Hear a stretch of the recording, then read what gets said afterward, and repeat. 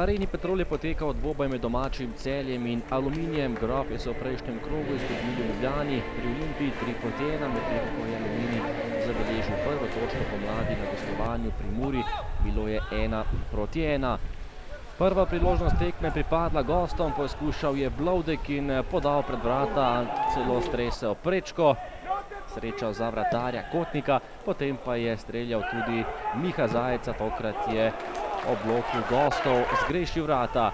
Nato še ena priložnost za goste iz Kidričevega, tokrat je meril Žagar, Kotnik je bil dobro postavljen in žogo brez težav pospravil v svoje naročje.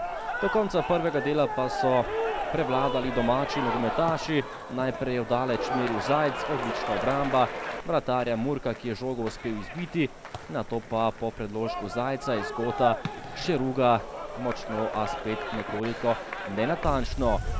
Celjani so poskušali vdaleč in iz vseh možnih položajev, a tokrat so bili izjemno nenatančni, zgrešil je tudi Vrhovec in še zadnja akcija prvega polčasa, najlepša priložnost Celjanov nedvomno.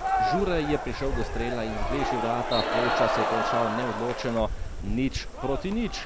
Sliko pa smo zdaj že v drugem polčasu, najprej je nekoliko bolje začel Aluminij. Tole je priložnost za Blodka, na pravem mestu Kotnik, potem pa lepo pregravanje Črnica. V napadu pa sta bila za las prekratka Blodek in Zajc, pravega zaključka tokrat ni bilo. Po uri igre pa izjemna priložnost za nogometaše Celja, podal je Verbič, sam pred praznim golom pa je bil Pajde, a zgrešil in ostalo je pri rezultatu 0-0. Tule so domači zahtevali igro z roko, še ena velika priložnost.